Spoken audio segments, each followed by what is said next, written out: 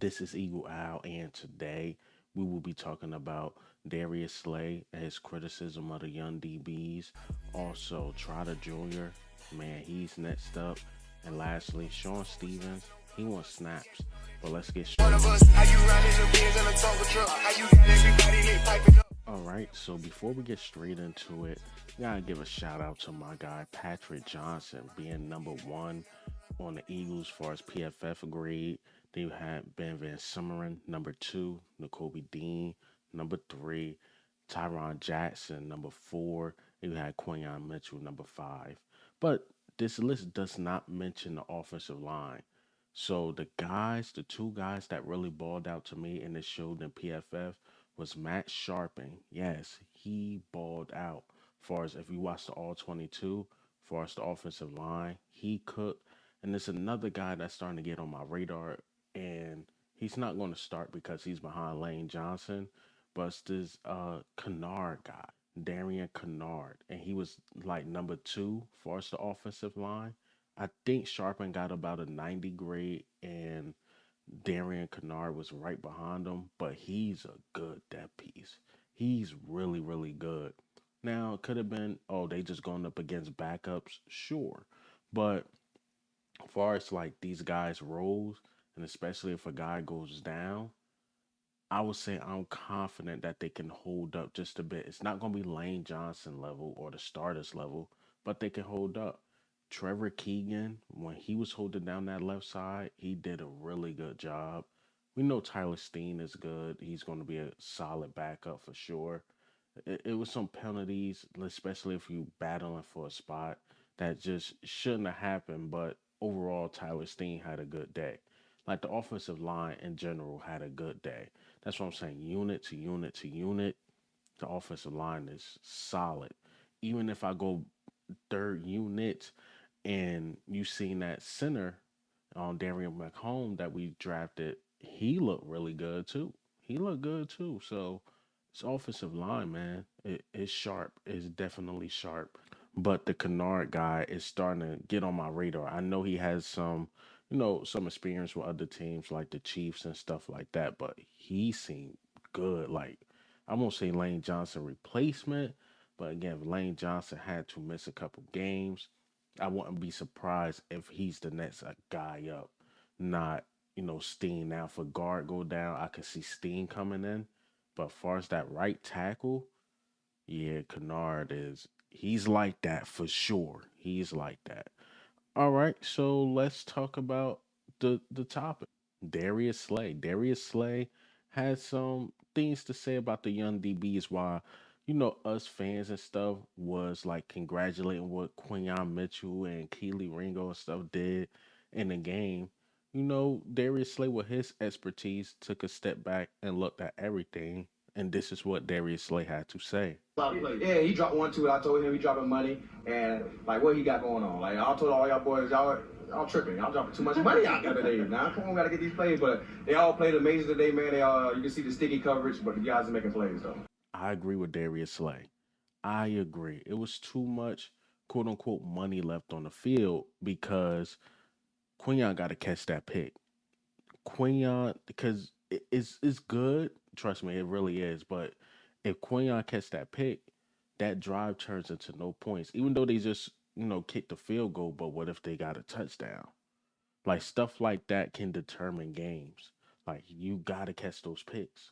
You gotta catch those. And I get it. There's a reason why they play DB and not wide receiver. But Quinyon got to catch that. Even Keely Ringo had some come his way and he was swatting the ball down. That's nice. But you got to catch those. You got to catch those because that can turn the game around. That can, blow out a team. Like the Ravens shouldn't have scored more than 3 points. And I'm being honest, like our defense held it down. They could have caught some picks, could have got some turnovers, but they was being, passive. So Darius Slay is right. Darius Slay is right. Before I go into the next topic, why Darius Slay look like he aged? Maybe it's just the haircut or he don't have one. It look like he aged like 10 to 20 years. Like it look like he's retired right now. But all jokes and games, man. But Darius Slay is definitely right. Definitely right. They gotta catch those. The ball only gonna hit your hands a couple times. You only get a couple times and a couple opportunities, especially in the NFL, depending on the quarterback to catch a pick, and that's why you gotta take advantage of those. So Quinion gotta catch those. Keeley gotta catch those. And while they had again phenomenal games, gotta catch those picks, man. All right. So let's talk about Trotter Jr. Trotter Jr. believe about 4 or 5 tackles, a sack. He was all over the place. And I wanted to dig deeper into it because I talked about Trotter Jr. in my last video. But I think he's the future. I think he's the future because Trotter Jr., some people do have the resources to learn from the best, especially like the kids of the players. But sometimes they just take it for granted, and sometimes they come into the NFL as average players. It's rare that you'll see a Marvin Harrison Jr. and him and his son is really good. It's rare you see those things. Sometimes the kids are just not as good as the father, or they trying to live up to the father name, and it just don't work. Like you see Bronny James, it just don't look like he's ready, right? But this Trotter Jr. thing, it looked like he really looks up to his father, and he take stuff what he's saying to heed because Trotter Jr. God, they different from each other as far as physicality and how they play. But it looked like the father taught him the new way of playing linebacker. I think he's instinctive. I think he know how to read an offense really good, really really good. Like he's patient because even when he got the sack, he sat there for a minute like, all right, okay, I'm not going to get past this O lineman, but it looked like the quarterback about to scramble.